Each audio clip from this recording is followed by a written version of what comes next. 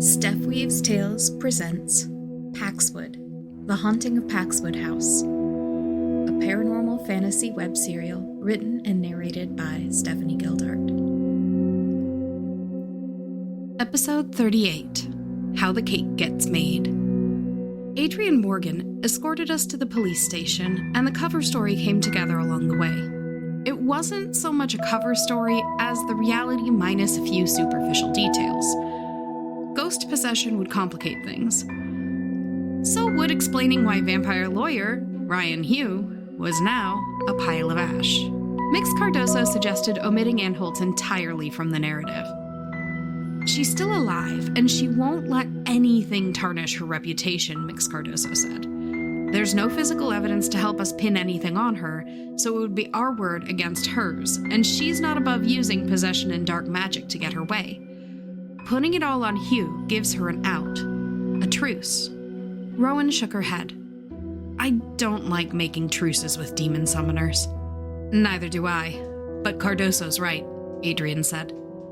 The police department clears her in every investigation where she's involved.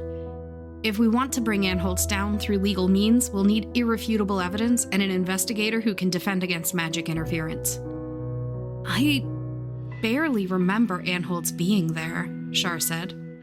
The vampire picked me up in his car, but the ghost knocked me out. When Ann Holtz came into the dream, she never directly showed herself to me. I only saw her on the stairs for a few seconds when she ran, really. I can commit to talking about Hugh's involvement. Ann Holtz, not so much. One more thing. Adrian looked directly at me.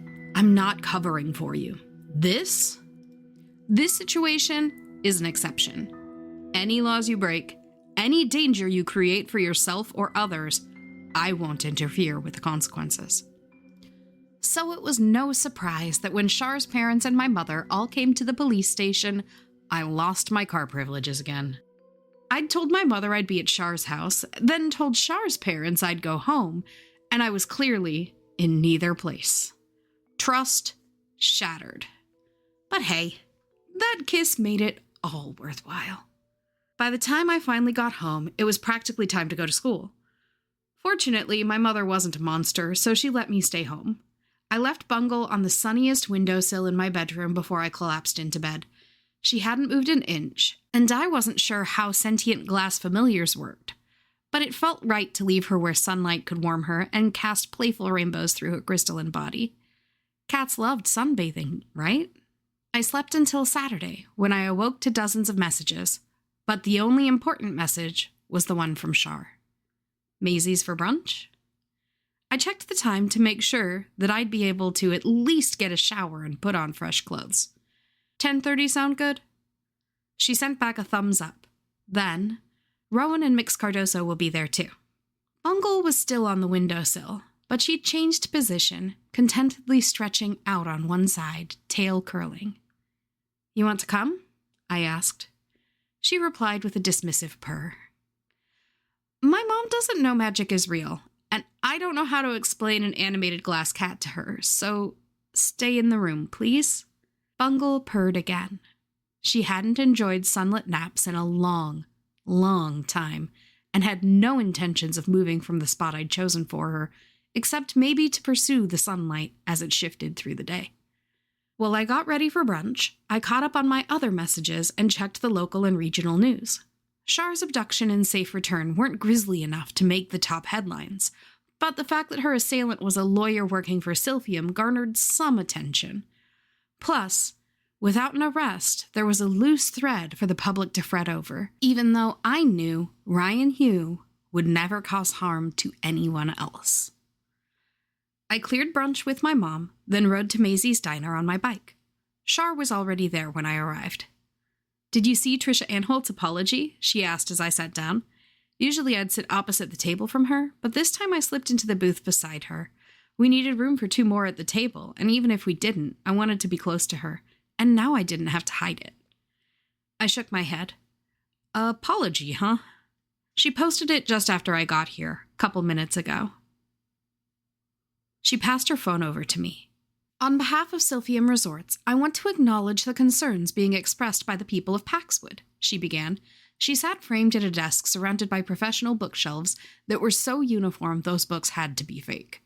When we hired Ryan Hugh as an attorney to represent our interests, he provided a clean record of upstanding moral behavior. However, underneath that polished veneer, he hid a dark side. He has not approached any Silphium employee since vanishing early Friday morning after the abduction that allegedly involved him. We have terminated our relationship with his legal office, and we are working with local and federal employees to provide closure to this situation. While we work to rebuild goodwill with the people of Paxwood, we are formally withdrawing our purchase offer for Paxwood House. Oh, so non-apology, I said, shaking my head. I leaned in close to Char. How are you feeling about it? Char leaned back toward me, taking my hand in hers. Ever since I saw that ghost with my own eyes, I've been off balance. The broken arm, pain medication, and possession didn't help. It's strange. Everyone expects me to be afraid, but I know I'm safe. I don't know. It's a lot. I know which local therapists work with the paranormal, Mix Cardosa said as they slipped into the booth across from us. Rowen was just behind them. You've been through a lot. It could help you process things. Give me that list too, Rowen requested. It'd be nice to have a therapist who isn't associated with the Hands of the Seers, but I haven't had time to figure out how to find one.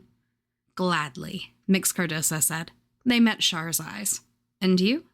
Yeah, share it, Char said. Then she was quick to change the subject away from her. Did you hear Silphium is dropping their bid? I heard it first, Rowen said. The city council still has to approve the sale on Tuesday, but once they do, it's mine. Show them that post, I said to Char. You've got to see this.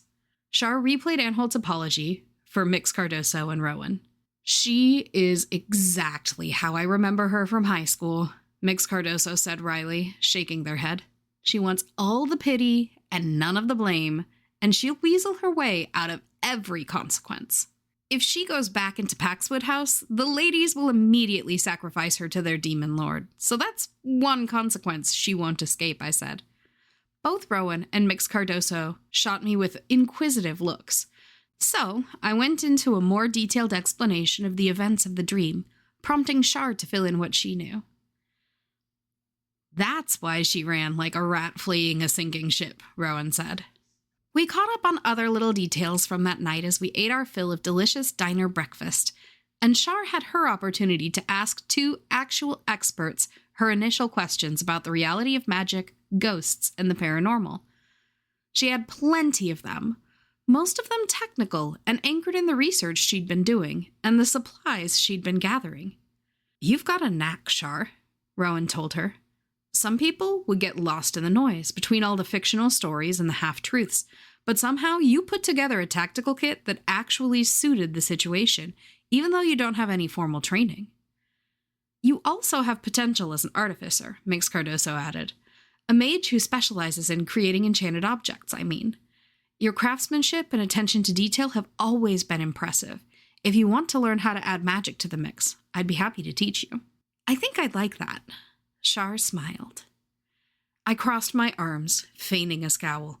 Oh, I get the magical Chernobyl, the world of magic is dangerous, walk away before it eats you alive speech multiple times. But Char gets an invite to learn magic right out the gate? I see how it is. I couldn't keep up the act, though, and we all laughed together. When the conversation ran down and the food ran out, Rowen insisted on paying the check for everyone, and we parted ways. I'd take you home if you wanted to ride on my handlebars, I said to Char. My mom's coming to pick me up. Thanks for the offer, though. We waited together hand in hand. Why didn't you come visit me? Char asked, her voice soft and tentative. I mean, you sent the necklace after a bit, but when I was out of school, you didn't even send me a message. I pulled back instinctively, confusion setting my heart racing. What do you mean? You wanted me to visit? Did you feel too guilty about what happened? Char's expression was so gentle, but there was a wound hiding there behind her eyes. No. You told me you needed time, so I was trying to respect that, I said. I didn't want to push you further away by clinging to you when you'd asked for space, you know? Char pursed her lips together and furrowed her brow, thinking back. I said I needed time right after the surgery? You thought I meant time away from you. I nodded. I meant time to understand what was going on and time to recover. I'd just seen a ghost and broken my arm. She socked my shoulder. You jumped straight to the worst interpretation of my post-surgery haze statement. Rude. Aren't you supposed to be the investigator who pursues the truth at any cost? I could have felt a lot of things at that moment, all of them rooted in embarrassment, guilt, and stupidity. No more avoiding, just truth.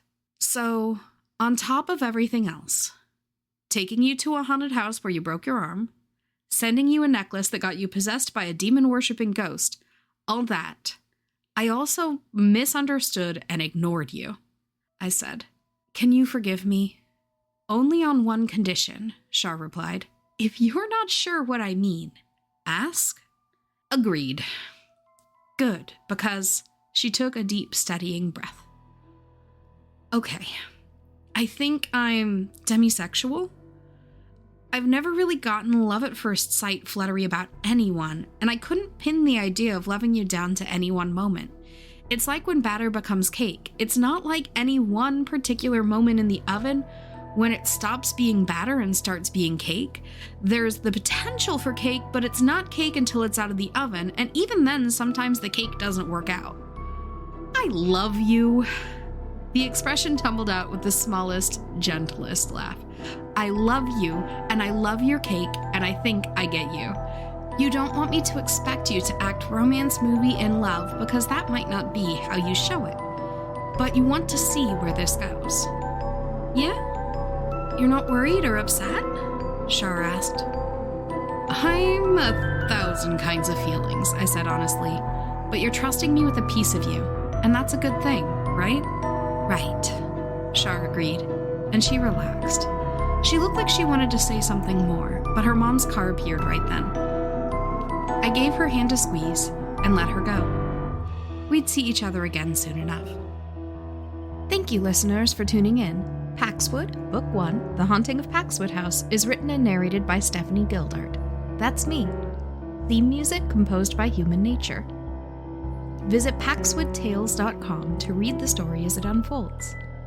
Want to read over my shoulder while I write what's next? Catch me live on Twitch for laid-back virtual write-ins and crafting. If you like the story and you want more, like, review, comment, subscribe, and if you're feeling particularly entangled, buy me a skein of yarn on Ko-fi. Kerry's totally normal tip of the day. Clearing the air doesn't always go smoothly, but it's worth trying to repair misunderstandings in the relationships that matter most.